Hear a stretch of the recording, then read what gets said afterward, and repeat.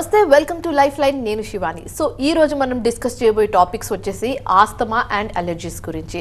So వీటి causes, symptoms and treatments గురించి వివరించడానికి ప్రస్తుతం మనతో పాటు స్టూడియోలో ఉన్నారు doctor Sudharani from Homeocare international hospital. So ఆవిడతో మాట్లాడి మరిన్ని విశేషాలు అడిగి తెలుసుకుందాం. హలో డాక్టర్ గారు. హలో అండి. So first of all asthma గురించి మనం మాట్లాడుకోవాలండి. చాలా మంది పేషెంట్స్ని చూసాము, ఈ సీజన్ అంటే రెయినీ సీజన్ రాగానే ఆస్తమా అంటే భయపడుతూ ఉంటారు. సో ఆస్తమా అసలు ఎందుకు అటాక్ చేస్తుంది, ఎవరెవరికి ఎక్కువగా వచ్చే ఛాన్సెస్ ఉంటుంది? సో బ్రాంకియల్ ఆస్తమానే మనం దమ్ము అని కూడా అంటామండి. బేసికల్గా ఈ ఆస్తమా కానీ, తుమ్ములు, జలుబు కానీ, ఆయాసం కానీ, దగ్గు కానీ, nose block, facial pain, headache, ఇవన్నీ ఒకదాంతో ఒకటి రిలేటెడ్ అయ్యి ఉంటాయి అన్నమాట. ఈ బేసికల్గా ఏంటంటే ఎలర్జీ అంటే మన రోగ నిరోధక శక్తి అనేది సరిగ్గా లేనప్పుడు, బ్యాలెన్స్లో లేనప్పుడు ఎలర్జిక్ రియాక్షన్స్ అనేటివి రక్తంలో ఎక్కువైపోవడం వల్ల కొన్ని చెడు పదార్థాలు విడుదలవుతాయి. అవి విడుదలైనప్పుడు ఆ పదార్థం ఏ మ్యూకస్ మెంబ్రెయిన్ మీద అట్లాంటి రియాక్షన్ ఏర్పడితే అక్కడ వాపు, ఇన్ఫ్లమేషన్ అనేది ఏర్పడుతుంది. ఈ ఇన్ఫ్లమేషన్ మనకి రెస్పిరేటరీ సిస్టంలో మనకి శ్వాసకు సంబంధించిన ట్యూబ్స్ ఏవైతే ఉంటాయో థ్రోట్ నుంచి మొదలై బ్రాంక్యూల్స్ అని ఉంటాయి అన్నమాట, లంగ్స్ లోపలికి ట్యూబ్స్. సో వాటిలలో ఇన్ఫ్లమేషన్ లేదంటే ఎలర్జిక్ రియాక్షన్స్, ఇన్ఫ్లమేషన్ అనేది అయినప్పుడు అవి కన్స్ట్రిక్ట్ అవుతాయి, చిన్నగా అవుతాయి. ఆ ట్యూబ్స్ అనేటివి చిన్నగా అవ్వడం వల్ల దాన్ని మనం ఆస్తమా అని కూడా అంటాం అనమాట. దీనివల్ల ఈ ట్యూబ్లు అనేటివి చిన్నగా అవ్వడం వల్ల సో ఆయాసము, దగ్గు, దమ్ము, శ్వాస తీసుకోవడానికి ఇబ్బంది, నిద్రలో సడన్గా మెలకు వచ్చేయడము, సో శ్వాస అనేది అందకపోవడం వల్ల మనం గమనించుకుంటే పిల్లి కూతల్లాగా సౌండ్స్, వీజింగ్స్ అనేటివి వస్తూ ఉంటాయి. అంటే శ్వాస తీసుకొని వదిలేటప్పుడు గుర్రుమని సౌండ్స్ వస్తూ ఉంటాయి. సో ఈ ప్రాబ్లం ఎక్కువ ఎర్లీ మార్నింగ్స్, నైట్స్ ఎక్కువగా ఉంటాయి. అయితే ఈ ఆస్తమా, ఎలర్జిక్ బ్రాంకైటిస్ ఇలాంటివి ఏంటంటే దీనికి కారణాలు, ఫస్ట్ మన కారణాలు ఎందుకు వస్తున్నదని మనం చూసుకుంటే మెయిన్ మనం రోగనిరోధక శక్తి అనేది కరెక్ట్గా లేనప్పుడు, మన ఇమ్యూన్ రియాక్షన్స్ అనేటివి ఎక్కువైపోయినప్పుడు, అంటే మన రోగనిరోధక శక్తి కణాలే మన బాడీని డ్యామేజ్ చేసే తత్వము, ఇంకోటి ఇన్ఫ్లమేటరీ రియాక్షన్స్ అనేటివి జరుగుతూ ఉంటాయన్నమాట. అయితే కారణాలలో ట్రిగరింగ్ ఫ్యాక్టర్స్ ఏముంటాయంటే ఈ ఆస్తమా, ఎలర్జీస్, రెస్పిరేటరీకి సంబంధించిన సమస్యలన్నీ కూడా ఎర్లీ మార్నింగ్స్, నైట్, పొగ, దుమ్ము, ధూళి, కెమికల్ ఎక్స్పోజరు, పెయింట్లు, అత్తర్లు, ఈ పర్ఫ్యూమ్స్, ఘాటు వాసనలు, సో ఫ్యాన్కి, ఏసీకి ఆపోజిట్గా ఉండడము, ఎయిర్ ఫ్లో లేని ప్లేసెస్లో ఉండడము, అంటే కంటిన్యూ ఒకటే క్లోజ్డ్ రూమ్స్లో ఉండడము, ఫ్రెష్ ఎయిర్ అనేది లేకపోవడము, దుమ్ము ధూళికి ఎక్స్పోజ్ అవ్వడము. సో ఇట్లాంటి ఎన్నో కారణాల వల్ల, ఇంకా కొంతమందిలో పెట్ యానిమల్స్ని పెంచుకునే వాళ్ళలో సో వాటి నుంచి వచ్చే డాండర్, అంటే వాటి స్కిన్, హెయిర్, డస్ట్, వాటి నుండి వచ్చే ఆ డస్ట్ని, దానివల్ల కూడా ఈ ఎలర్జీస్ అనేటివి ఎక్కువగా ఉంటాయి అన్నమాట. సో అది మనం గమనించుకొని తినే వస్తువుతో ఉందా, చల్లటి వస్తువులతో ఉన్నదా, లేదంటే ఏదైనా నూనె పదార్థాలతో ఉన్నదా, లేదంటే వాసన పీల్చడం ద్వారా ఉంటుందా, నార్మల్గానే సీజనల్గా ఈ చలికాలము, వర్షాకాలము వస్తుందా, లేదంటే కొంతమందికి చెవులలో నీరు గాలిపోయినప్పుడు కూడా తొందరగా ఇది ఎఫెక్ట్, ఇవన్నీ ట్రిగ్గరింగ్ ఫ్యాక్టర్స్ అనమాట. సో ఈ గాలికి తిరిగినప్పుడల్లా ఇవి రావడం లాంటివి జరుగుతూ ఉంటాయి. సో ఇవి గమనించుకొని మీరు ఈ వీటికి ఎక్స్పోజ్ అయినప్పుడు మన బాడీ రియాక్ట్ అవుతుంది అనమాట. దాన్ని ఆ రియాక్ట్ అనేది ఎక్కువైపోతుంది, ఎలర్జిక్ రియాక్షన్స్ ఎక్కువైపోతాయి. ఈ ఎలర్జిక్ రియాక్షన్స్ ఎక్కువైపోయినప్పుడు రక్తంలో హిస్టమైన్స్, బ్రాడికైనిన్స్, ఇంటర్ల్యూకిన్స్ ఇట్లాంటివి చెడు పదార్థాలు రిలీజ్ అవుతాయి అనమాట, ఎలర్జిక్కి సంబంధించినవి. అవి రిలీజ్ అయినప్పుడు ఆ మ్యూకస్ మెంబ్రెయిన్స్లో వాపు అనేది వచ్చేస్తుంది, ఇన్ఫ్లమేషన్ అనేది వచ్చేస్తుంది. ఈ ఇన్ఫ్లమేషను ఈ ముక్కులో గనక ఈ ప్రాబ్లం ఏర్పడితే దీన్ని రైనైటిస్ అంటాం అనమాట. దానివల్ల ముక్కులో ఉన్న మెత్తటి చర్మం అనేది ఉబ్బిపోవడము, నోస్ బ్లాక్ అవ్వడము, కంటిన్యూ ముక్కు కారడము, నీరు బాగా కారిపోతూ ఉంటుందన్నమాట, కర్చీఫ్లు నిండిపోతూ ఉంటాయి. సో కొంతమందిలో కంప్లీట్గా ఒక సైడ్ కానీ రెండు సైడ్లు కానీ నోస్ బ్లాక్ అవుతూ ఉంటుంది. సో తుమ్ములు ఎక్కువగా ఉంటాయి. దీన్ని ఎలర్జిక్ రైనైటిస్ అంటాం అనమాట. బేసిక్గా ఎలర్జీ అనేది ఉంటుంది. సో ఎలర్జిక్ రైనైటిస్ తర్వాత ఈ ఎలర్జీ అనేది సివియర్గా ఉన్నప్పుడు చిన్నపిల్లలలో ఎలర్జీ రిలేటెడ్ డిసీజెస్ అన్ని ఒక్కొక్కటి చెప్తున్నాను అనమాట. సో చిన్నపిల్లల్లో ఎక్కువగా ఏంది టాన్సిలైటిస్, ఎడినాయిడ్స్ అనేటివి చూస్తూ ఉంటాం. సో టాన్సిల్స్ అనేటివి ప్రతి మనిషికి ఈ టాన్సిల్స్ అనే గ్రంథులు ఈ థ్రోట్కి ఇరువైపులా ఉంటాయి అనమాట. వీటి మనం ముఖ్యంగా వాటి పని ఏంటంటే బయట నుంచి వచ్చే బ్యాక్టీరియల్ ఇన్ఫెక్షన్స్ కానీ, వైరల్ ఇన్ఫెక్షన్స్ కానీ అవి లోపలికి ఎంటర్ కానియకుండా అవి కాపాడుతాయి మనల్ని. అయితే బాగా వీక్ ఉన్నప్పుడు, సరిగా తినని పిల్లలలో కానీ, లేదంటే వీక్ ఉన్నప్పుడు, లేదంటే చల్లగాలికి ఎక్స్పోజ్ అయినప్పుడు అవి ఒక్కొక్కసారి బాగా ఉబ్బిపోయి క్విన్సీ అంటే దాని మీద ఒక లేయర్, తెల్లటి లేయరు లేదంటే చీమగుళ్ళ లాంటివి ఫామ్ అయ్యి క్విన్సీ అంటారు అనమాట. సో అది ఏర్పడ్డప్పుడు బాగా గొంతు నొప్పి, మింగడానికి ఇబ్బంది, ఏం తీసుకోలేరు. సో దీనివల్ల ఇంకా సిక్ అయిపోతూ ఉంటారు, ఫీవర్ వస్తుంటుంది, తరచుగా ఫీవర్ రావడం, తరచుగా గొంతులో నొప్పి రావడం, దీనివల్ల స్కూల్ డిస్టర్బ్ అయిపోతూ ఉంటుంది, కాన్సన్ట్రేషన్ ఉండదు, ఇరిటబుల్గా ఉంటారు పిల్లలు, తిన్నది వంటికి పట్టదు, ఇట్లాంటివి ఉంటాయి. దీనికి సర్జరీ అవసరం లేదు. సర్జరీ లేకుండా కూడా చాలా మటుకు మనకి మందుల ద్వారానే అవి ష్రింక్ అయ్యి అది కంప్లీట్గా క్యూర్ అయ్యే అవకాశం ఉంటుంది. అలాగే ఈ ఎలర్జీస్ వల్ల చిన్నపిల్లల్లో తరచుగా మనం చూసేది ఏంటంటే ఎడినాయిడ్స్ అనేటివి ఏంటంటే టాన్సిల్స్ లాంటి గ్రంథులే ముక్కుకి గొంతుకి శ్వాసకు తీసుకునే ట్యూబ్లో ముక్కుకి గొంతుకి దగ్గర మధ్యలో ఎడినాయిడ్స్ లోపల ఉంటాయి.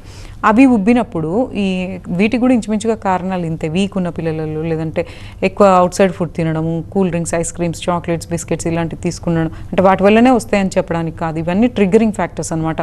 అలా ఉన్నప్పుడు ఏమవుతుంది, అడినాయిడ్స్ ఉబ్బినప్పుడు గురక అనేది ముఖ్యమైన లక్షణం అనమాట. నిద్రపోయినప్పుడు బాగా గురక పెడుతూ ఉంటారు, శ్వాస ఆడదు, పడుకోలేరు, నిద్ర డిస్టర్బెన్స్ అయిపోతూ ఉంటుంది.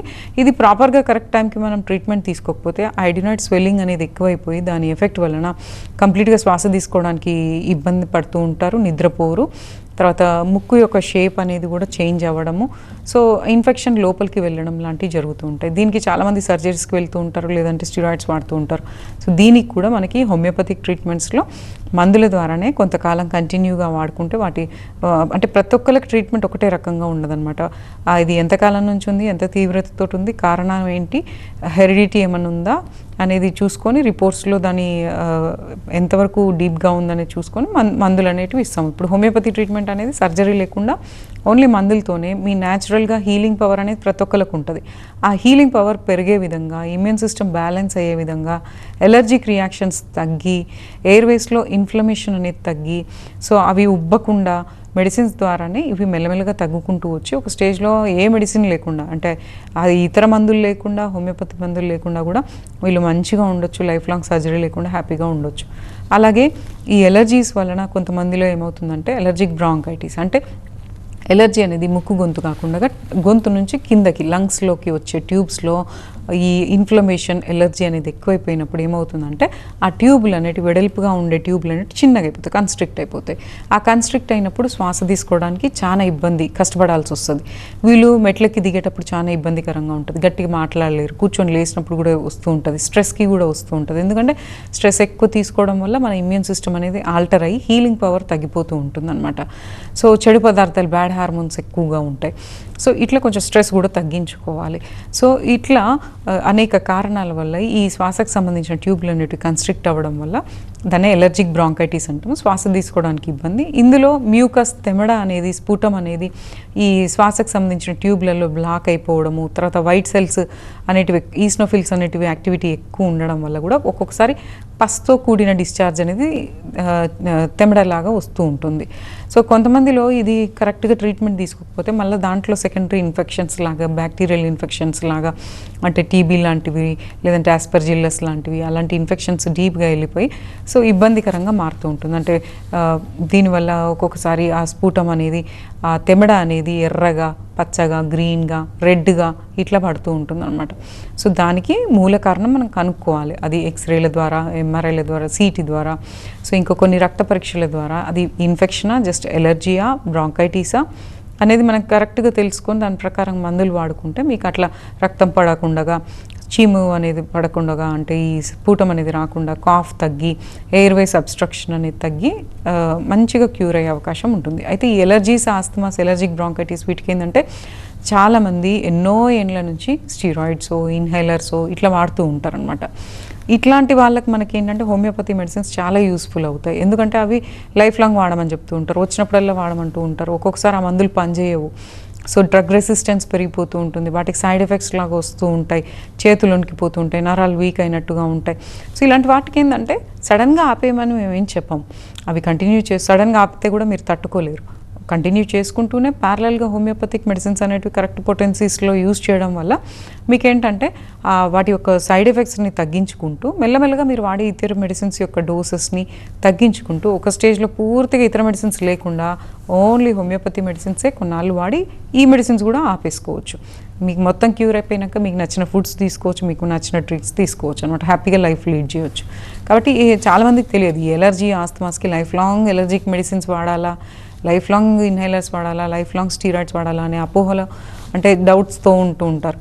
ఇలాంటి వాటికి ట్రీట్మెంట్స్ ఉన్నాయి, పర్మనెంట్ క్యూర్ అనేది ఉంది. ఎలర్జిక్ రైనైటిస్కి కానీ, సైనసైటిస్కి కానీ, tonsillitis, adenoids, asthma, bronchitis and చాలా రకాల లంగ్ ఇన్ఫెక్షన్స్కి కూడా హోమియోపతిక్ ట్రీట్మెంట్స్ అనేవి ఉంటాయన్నమాట. అవి రెగ్యులర్గా చెప్పిన ప్రకారంగా వాడుకుంటూ కొంచెం లాంగ్ టర్మ్గా తీసుకుంటే ఏదో అప్పటి మనం అదే రోజు ఇట్లా గోళీలు వేసుకొని తగ్గించుకొని అది వచ్చినప్పుడల్లా ప్రతిసారి హాస్పిటలైజ్ అవ్వడం అలా కాకుండా కంటిన్యూ కోర్స్ లాగా తీసుకుంటూ కొంచెం బ్రీతింగ్ ఎక్సర్సైజ్ చేసుకుంటూ స్ట్రెస్ లెవెల్స్ తగ్గించుకొని, మీరు ఒకవేళ ఒబెసిటీ ఉంటే ఈ ఆస్తమా అనేది ఎక్కువైపోతుంది కాబట్టి ఒబెసిటీ కాకుండా మీ హైట్ అండ్ ఏజ్ ప్రకారంగా అది మెయింటెనెన్స్ చేసుకోవడానికి ప్రయత్నం చేసుకుంటూ, సో మీకు దేనివల్ల అగ్రవేట్ అవుతుంది ట్రిగర్ ఫ్యాక్టర్స్ మీరు గమనించుకోవాలి.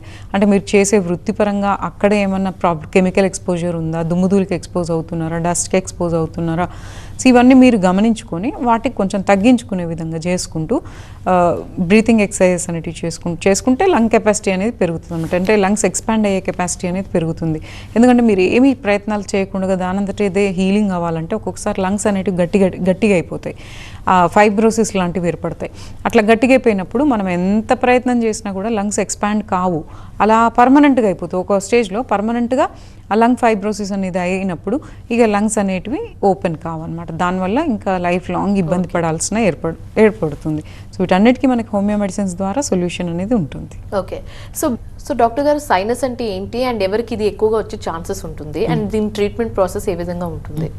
సైనసైటిస్ అంటే ఏంటంటే మనకి ఫేషియల్ బోన్స్లో, స్కల్ బోన్స్లో మనకు కొన్ని రంధ్రాలు న్యాచురల్గా అందరికీ గ్యాప్స్ అనేటివి ఉంటాయి అనమాట. ముక్కు పక్కన, ఇక్కడ ఐబ్రోస్ దగ్గర, నాలుక పైన, ఈ ఐస్ మధ్యలో ఇక్కడ సైనసెస్ అనేటివి గ్యాప్స్ అనేటివి ఉంటాయి. సో 4 రకాలు ఉంటాయి. అవి ఏంటి అని అంటే మనకి మ్యాగ్జిలరీ అంటే ఇక్కడ ఉంటుంది అనమాట సైనసెస్. తర్వాత ఫ్రాంటల్ ఇక్కడ ఉంటాయి, ఎథిమాయిడ్, స్పీనాయిడ్ అని ఉంటాయి, అవి కంటి మధ్యలో, వెనకాల, ఇక్కడ నాలుక పైన ఉంటాయి అనమాట. ఆ గ్యాప్స్లో ఎక్కడైనా కొంతమందికి ఏంటంటే పాన్ సైనసైటిస్ అంటే టోటల్ అన్ని సైనసెస్లో బ్లాకేజ్ అయిన వాళ్ళు కూడా ఉంటారు. కొంతమందిలో ఓన్లీ వన్ సైడ్ బ్లాకేజ్ ఉంటుంది, కొంతమందిలో బోత్ సైడ్ బ్లాకేజ్ ఉంటుంది.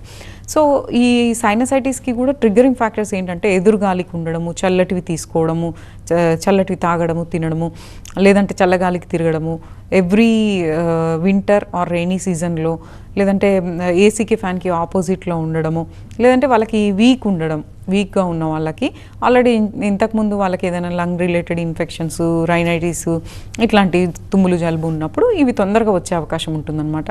ఇవేంటంటే కొన్నిసార్లు ఇన్ఫెక్షన్స్, మెయిన్ బ్యాక్టీరియల్ ఇన్ఫెక్షన్స్ వల్ల, అవి కొంచెం ఎక్కువగా ఫంగల్ అండ్ బ్యాక్టీరియల్ ఇన్ఫెక్షన్స్ వల్ల ఆ లోపల, ఆ సైనసెస్ లోపల వాప్ అనేది వచ్చేసి కొన్నిసార్లు బ్లాక్ అవుతూ ఉంటుంది. సో అప్పుడు మనకు కొన్ని లక్షణాలు వస్తాయి అనమాట. ఏ సైనసెస్లో వచ్చిందనే దాన్ని బట్టి ఆ లక్షణాలు వస్తాయి. మ్యాగ్జిలరీ అంటే ఈ చీక్స్ బోన్ దగ్గర బ్లాక్ అయినప్పుడు మనకు ఫేషియల్ పెయిన్ విపరీతంగా ఉంటుంది, కంటి కింద నల్లగా అయిపోతుంది, ఫేస్ అంతా ఒక ఉబ్బిపోయి నొప్పి, ఏదో లోపల ఏదో ఖాళీగా ఉన్నట్టుగా అర్థం కాకుండా ఉంటుందన్నమాట. సో మనం ఏం చేస్తున్నామో మనకు అర్థం కాకుండా ఉంటుందన్నమాట. అలాగే ఫ్రాంటల్ సైనసైటిస్లో మనకి ఏంటంటే ఐబ్రోస్ దగ్గర పెయిన్ అనేది ఎక్కువగా ఉంటుంది, అలాగే కంట్లో కూడా గుంజినట్టుగా, కంటి ఎరుపు, లేదంటే కళ్ళలో నీళ్ళు గారడం ఇట్లాంటివి ఉంటాయి. సో ఎథిమాయిడ్ అనే సైనసెస్లో ఏంటంటే మనకి కనుగుడ్లు వెనకాల బాగా గుంజుతున్నట్టుగా, గుడ్లు గుంజుతున్నట్టుగా అనిపిస్తుంది అనమాట. అలాగే ఫేషియల్ పెయిన్ కూడా ఉంటుంది, కొంతమందికి హెడేక్ వస్తుంది, వన్ సైడ్ ఉండొచ్చు, బోత్ సైడ్స్ ఉండొచ్చు అనమాట. కంట్లో నీళ్లు గారడం, ఎర్రగా అవడం, మస్కలు కనిపించడం ఇట్లాంటివి ఉంటాయి. స్పీనాయిడ్ సైనసైటిస్ దీంట్లో ఏంటంటే కంటి గుడ్డు వెనకాల భాగంలో మనకి పెయిన్ బాగా గుడ్లు గుంజుతున్నట్టుగా ఉండడం, అలాగే చెవి వెనకాల భాగంలో మాస్టాయిడ్ అంటాం అనమాట. సో అక్కడ విపరీతమైన పెయిన్, హెడేక్, హాస్పిటల్ హెడేక్, వెనకాల హెడేక్ రావడం లాంటివి జరుగుతుంటాయి. కొంతమందికి మొత్తం టోటల్ హెడేక్ ఎక్కువగా ఉంటుంది, నోస్ బ్లాక్ ఉంటుంది సైనసైటిస్లో. కొంతమందికి టచ్ చేస్తే కూడా బ్లడ్ పడిపోతున్నట్టుగా అనిపిస్తుంది, కంప్లీట్గా నోస్ బ్లాక్ అయిపోతుంది. సో వీళ్ళు ఏంటంటే పడుకున్నప్పుడు, కూర్చున్నప్పుడు తల వెనకకు పెడితే పోస్ట్ నాసల్ డ్రిప్ అంటాం అనమాట. అంటే ముక్కులో నుంచి గొంతులోకి ఏదో డ్రాప్స్ పడుతున్నట్టుగా ఉంటాయి. కొంతమందిలో తలలో మొత్తం ఖాళీగా ఉన్నట్టు, ఏదో రాళ్ళు పెట్టినట్టుగా, అంత హెవీగా అనేది ఉంటుంది. సో ఇది ఉన్న వాళ్ళకి చెవులో డిస్కంఫర్ట్, ముక్కులో డిస్కంఫర్ట్, కళ్ళలో డిస్కంఫర్ట్, హెడేక్ ఇవన్నీ ఉంటాయి. అండ్ వీళ్ళతో ఏంటంటే బ్యాడ్ స్మెల్ అనేది వాళ్ళ శ్వాస నుంచి బ్రీత్ అనేది చాలా బ్యాడ్ స్మెల్ రావచ్చు. వాళ్ళకే రావచ్చు, ఎదుటి వ్యక్తులకు కూడా రావచ్చు అనమాట. వీటికి ఏంటంటే చాలామంది ఏం చేస్తూ ఉంటారంటే కొన్ని రోజులు మందులు వాడి దాని తర్వాత డైరెక్ట్ సర్జరీస్కి పోయి అది క్లియర్ చేసుకుంటూ ఉంటారు. కానీ ఆ సర్జరీ తర్వాత కూడా మళ్ళీ రిపీట్ అవుతూ ఉంటాయి అనమాట. కొంతమంది 2-3 టైమ్స్ సర్జరీస్ చేయించుకొని కూడా అది మళ్ళీ రిపీట్ అయ్యి మా దగ్గరికి వస్తూ ఉంటారు. అయితే ఈ సైనసైటిస్ ఉన్న వాళ్ళు బాధపడాల్సిన పని ఏం లేదు. కొంచెం జాగ్రత్తలు తీసుకుంటూ మీ ఇమ్యూన్ సిస్టమ్ని బ్యాలెన్స్ చేసుకొని డైట్ ద్వారా కొన్ని జాగ్రత్తలు తీసుకుంటూ కొంచెం చల్లటివి అవాయిడ్ చేస్తూ స్ట్రెస్ లెవెల్స్ తగ్గించుకొని చెవులలో గాలి నీరు పోకుండా చేసుకుంటూ సో ఏసీకి ఫ్యాన్కి ఆపోజిట్లో లేకుండా ఈ కొంచెం చిన్నవి జాగ్రత్తలు పాటించుకుంటూ దేనికైనా ఎన్ని జాగ్రత్తలు పాటించినా ఉన్న ప్రాబ్లం పోవాలంటే కరెక్ట్గా మందులు తీసుకోవాలా. సో మూల కారణం కరెక్ట్గా తెలుసుకోవాలి. ఫంగల్ సైనసైటిసా, బ్యాక్టీరియల్ ఇన్ఫెక్షన్ ఉందా, సో ఎలర్జిక్ వల్ల వచ్చిందా అనేది కరెక్ట్గా మనం తెలుసుకొని దాని మందులు ఎన్నో రకాల మందులు ఉన్నాయన్నమాట. టీఎంవి అని, తర్వాత క్యాలిబైక్ అని, హెపార్సల్ఫ్ అని, సో ఇంకో ఎన్నో రకాల చెప్పుకుంటూ పోతే చాలా రకాల మందులు ఉంటాయి. అవి మీరు డైరెక్ట్గా వేసుకోవద్దు. డాక్టర్ని కలిస్తే మీ లక్షణాలను బట్టి అది సైనసైటిస్ అయినా లేదంటే ఇంకేమైనా పాలిప్స్ లాంటివి ఉన్నాయా, కండ పెరిగిందా, డీవియేటెడ్ నాజల్ సెప్టమా, లేదంటే ఏమైనా ఫంగల్ ఇన్ఫెక్షన్ ఉందా, లేదంటే కంటిలో ఏదైనా ప్రాబ్లం ఉందా, ఏ సైనస్లో ఎఫెక్ట్ అవుతుంది, రైనైటిసా, లేదంటే ఇంకేదైనా థ్రోట్ ఇన్ఫెక్షనా, ఇలాంటివన్నీ కరెక్ట్గా ప్రాపర్గా డాక్టర్ తెలుసుకొని దాని ప్రకారంగా మందులు ఉంటాయండి.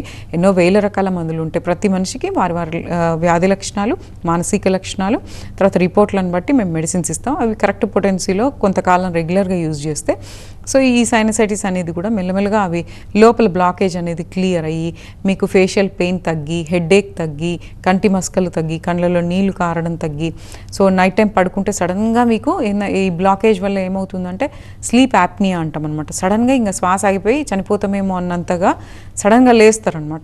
సో అది కూడా ఇబ్బందికరమైన విషయమే అనమాట. సో స్లీప్ యాప్నియా ఇలాంటి లక్షణాలన్నీ కూడా హోమియోపతి మందు ద్వారా తగ్గుతాయి అనమాట. నెమ్మదిగా దాని తీవ్రత, intensity and severity of symptoms అనేటివి ప్రతిరోజు మనకి ఇంప్రూవ్మెంట్ అనేది వస్తూ ఉంటుంది. ఒక స్టేజ్లో ఆ బ్లాకేజ్ అనేది కూడా క్లియర్ అవుతుంది. సో కాబట్టి సైనసైటిస్, ఎలర్జీ, ఆస్తమాస్ ఉన్న వాళ్ళు లైఫ్ లాంగ్ ట్రీట్మెంట్స్ తీసుకుంటూ ఉంటారు. సో వీళ్ళు బాధపడాల్సిన పని లేదు. దానికి ప్రతి స్టేజ్కి దానికి తగ్గట్టుగా హోమియోపతిక్ రెమెడీస్ అనేటివి ఉంటాయి. ఇవి కొంచెం క్వాలిటీ ఆఫ్ మెడికేషన్ మా దగ్గర బాగుంటుంది అండ్ కేస్ స్టడీ మంచిగా ఉంటుంది. ఆ సెలెక్షన్ ఆఫ్ రెమెడీ అనేది ప్రాపర్గా చేస్తాం కాబట్టి అవి రెగ్యులర్గా యూజ్ చేయడం ద్వారా మనకి లక్షణాలు తగ్గుతాయి. అవి తగ్గిన లక్షణాలు మళ్ళీ రిపీట్ కాకుండా పర్మనెంట్ క్యూర్, పర్మనెంట్ సొల్యూషన్ అనేది ఒకటి దొరుకుతుంది అనమాట. సో ఈ ఎడినాయిడ్స్కి, టాన్సిలైటిస్కి, రైనైటిస్కి, సైనసైటిస్కి, ఎలర్జీ, ఆస్తమాస్కి వీటన్నిటికీ కూడా లైఫ్ లాంగ్ వాడే అవసరం లేకుండా మనం మెడికేషన్ ద్వారానే ఎన్నో రకాల మందులు ఉన్నాయి. ఆర్సెనిక్ ఆల్బమ్, హెపార్సల్ఫ్, డ్రాసెరా, రోమెక్స్, క్యాలిబైక్, తర్వాత కొన్ని మదర్ టింక్చర్స్ ఉంటాయి. సో బ్లాటా, ఎరేలియా, ఎస్పిడోస్పర్మా, ఇట్లాంటి ఇంకా ఎన్నో ఉంటాయండి చెప్పుకుంటూ పోతే. కాకపోతే అవన్నీ డైరెక్ట్గా మీరు వేసుకోకూడదు. వాటి లక్షణాలను బట్టి అవి కరెక్ట్ డోసెస్లో వాడుకుంటే చాలా ఎక్సలెంట్గా మనకి తగ్గిపోతాయి. ఇంకా వేరే స్టిరాయిడ్ వాడాల్సిన అవసరమే ఉండదు. ఇంకా వేరే వాడాల్సిన అవసరమే ఉండదు. తగ్గిన తర్వాత అంటే మన దగ్గర వాడిన ఎంతోమంది పేషెంట్లు సో ఇట్లా ఆస్తమాలు, ఎలర్జీలతోటి వచ్చి అది తగ్గిపోయినాక వాళ్ళు చెప్తూ ఉంటారు అనమాట, ఐస్ క్రీమ్లు కూడా తింటున్నాం మేడం, ఏం కావట్లేదు అని. సో ఆ పరిస్థితి రావాలంటే మేము చెప్పినవి కొంచెం పాటించుకుంటూ మెడిసిన్ కరెక్ట్గా ఓపిక బట్టి వాడుకుంటే లైఫ్ లాంగ్ వాడాల్సిన అవసరం లేకుండా, ఎలాంటి సైడ్ ఎఫెక్ట్స్ రాకుండా, ఎలాంటి పథ్యాలు లేకుండా మందులు ఒకటి వాడుకుంటే సరిపోతుంది. కానీ పథ్యం లేదన్నా అని చెప్పేసి మీరు అన్నీ అవే పిండి పదార్థాలు, నూనె పదార్థాలు తినకుండా ఉండాలి. సో దీనికి డైట్ పరంగా మనం ఎలాంటి జాగ్రత్తలు తీసుకోవాలి? కామన్గా అందరికీ కూడా తుమ్ములు, జలుబు ఉన్న వాళ్ళకి, ఎలర్జీ, ఆస్తమా ఉన్న వాళ్ళకి ఏం తినాలో అర్థం కాదనమాట. సో దీనికి ఏంటంటే simple, out side junk food కొంచెం అవాయిడ్ చేయండి, కార్బోనేటెడ్ డ్రింక్స్ తగ్గించండి, చల్లటి వస్తువులు, పుల్లటి వస్తువులు కొంచెం తగ్గించండి, ఎదురుగాలికి పోకండి, చెవులను కవర్ చేసుకోండి, వామ్గా ఉండడానికి ట్రై చేయండి, వామ్ డ్రింక్స్, వామ్ సూప్స్ తీసుకోవడానికి ట్రై చేయండి, ఐస్ కూల్ వాటర్ అట్లాంటివి తగ్గించండి, గ్రీజీ ఐటమ్స్ అంటే నెయ్యి, నూనె, టూ మచ్ స్వీట్, తర్వాత మైదా, ఇలాంటివన్నీ కూడా బేకరీ ఐటమ్స్, బిస్కెట్స్, చాక్లెట్స్ ఇట్లాంటి కొన్ని రోజులు ఈ ప్రాబ్లం యాక్టివ్గా ఉన్నప్పుడు అవి కొంత అవాయిడ్ చేస్తేనే మంచిది అన్నమాట. సో ఈవినింగ్స్ కూల్ డ్రింక్స్ ఇట్లాంటివి ఈవినింగ్స్ అవాయిడ్ చేయండి. తర్వాత మీరు ఉండే పరిసరాలలో ఎయిర్ ఫ్లో మంచిగా ఫ్రెష్ ఎయిర్ వచ్చేలాగా చూసుకోండి, క్లోజ్డ్ రూమ్స్ ఉండకుండా, దుమ్ము ధూళి లేకుండా చూసుకోండి. సో మీరు అంటే కొంతమందికి కొన్ని పర్టికులర్ థింగ్స్ తోటే ఎలర్జీ అనేది వస్తుందన్నమాట. సో అవి పర్ఫ్యూమ్స్తో ఉండొచ్చు, పౌడర్తో ఉండొచ్చు, ఉండొచ్చు, లేదంటే చిన్నగా డస్ట్ ఉన్నా అది మనకు కనిపించదు, కానీ ఎలర్జీ ఉన్న వాళ్ళకి ఆటోమేటిక్గా తుమ్ములు జలుబు స్టార్ట్ అయిపోతూ ఉంటుంది అనమాట. సో ఎప్పుడు శుభ్రంగా ఉండేటట్టు ఎప్పటికప్పుడు శుభ్రం చేసుకోవాలి, డస్ట్ ఉండకుండా చూసుకోవాలి. పెట్ యానిమల్స్కి ఎలర్జీ సివియర్ ఉన్న వాళ్ళకి పెట్ యానిమల్స్కి కొంచెం దూరంగా ఉండాలి. అంటే ఈ ఫెదర్స్ యొక్క డస్ట్ కానీ, స్కిన్ పెట్ యానిమల్స్ యొక్క స్కిన్ కానీ, హెయిర్ కానీ, ఫర్ కానీ ఇవన్నీ అక్యుములేట్ అయిపోయి ఎలర్జీస్ ఆస్తమా సివియర్ అయిపోతూ ఉంటాయి అనమాట. కాబట్టి వాటికి కొంచెం దూరంగా ఉంటే బెటర్ అనమాట. క్లీన్లీనెస్ అనేది ఇంపార్టెంట్. సో కూల్ ఐటమ్స్ కొంచెం అవాయిడ్ చేస్తూ హెల్దీ ఫుడ్ తీసుకోవాలి. యాంటీ ఆక్సిడెంట్స్ ఉండే ఫుడ్స్, తర్వాత మంచి విటమిన్ సి ఉండే ఫుడ్స్. సో మంచి అంటే దీనికి ఒక పర్టికులర్ ఒకటే డైట్ ఫాలో కావాలని ఏం లేదండి. బ్యాలెన్స్డ్ డైట్ అనేది తీసుకుంటూ ఆకుకూరలు, కూరగాయలు, తృణధాన్యాలు ఇలాంటివన్నీ తీసుకుంటూ కొంచెం outside junk food, sweets, చల్లటివి, పుల్లటివి ఇవి కొంచెం అవాయిడ్ చేస్తూ మైండ్ హెల్త్ కూడా చాలా ఇంపార్టెంట్. ప్రతి డిసీజ్కి కోల్డ్ టు క్యాన్సర్ మైండ్ అనేది చాలా ఇంపార్టెంట్ అనమాట. మెంటల్ హెల్త్ అనేది చాలా ఇంపార్టెంట్. స్ట్రెస్ లెవెల్స్కి గురి కావద్దు, ఎందుకంటే స్ట్రెస్ ఎక్కువైతే బ్యాడ్ హార్మోన్స్ ఎక్కువ అవుతాయి, హీలింగ్ కెపాసిటీ తగ్గిపోతుంది, ఆస్తమాస్ ట్రిగ్గర్ అవుతాయి, ఎక్కువ అవుతాయి. కాబట్టి అది కూడా మీరు దృష్టిలో పెట్టుకొని కొంచెం మైండ్ పీస్ఫుల్గా చేసుకుంటూ బ్రీతింగ్ ఎక్సర్సైజెస్ అంటే బెలూన్ బ్లోయింగ్ కానీ, లేదంటే మనకు దొరుకుతాయి ఆ ఊదడం కానీ అట్లాంటివి చేస్తుంటే మనకి లంగ్ కెపాసిటీ అనేది పెరుగుతుంది. షోల్డర్ ఎక్సర్సైజెస్, హ్యాండ్ ఎక్సర్సైజెస్ ఇలాంటివి చేసుకుంటూ, సో కొంచెం స్టీమింగ్ అలాంటివి చేసుకుంటూ సపోర్టివ్, ఇవన్నీ సపోర్టివ్ అనమాట. మెయిన్ ఏంటంటే ఆల్రెడీ ప్రాబ్లం ఉన్న వాళ్ళకి ఇవన్నీ ఎన్ని ప్రయత్నాలు చేసినా కూడా అది రక్తంలో ఎలర్జీ అనేది ఉంటుంది కాబట్టి దానికి మెడిసిన్స్ వాడుకుంటే కంప్లీట్గా రూట్ లెవెల్ నుంచి allergy, asthma, sinusitis, tonsillitis, adenoids and eczemas, skin allergies వీటన్నిటికి కూడా మనకు హోమియోపతి ద్వారా పర్మనెంట్ సొల్యూషన్ అనేది దొరుకుతుంది. ఓకే, సో డాక్టర్ గారు ఆస్తమా అండ్ అలాగే సైనస్ గురించి, ఎలర్జీస్ గురించి, ఆ ప్రాబ్లమ్స్కి సంబంధించి మంచి మంచి సొల్యూషన్స్ అండ్ సజెషన్స్ ఇచ్చినందుకు థ్యాంక్ యూ సో మచ్ అండి. సో ఇది ఇవాల్టి లైఫ్ లైన్. మరో లైఫ్ లైన్తో మళ్ళీ కలుద్దాం. చూస్తూనే ఉండండి TV9.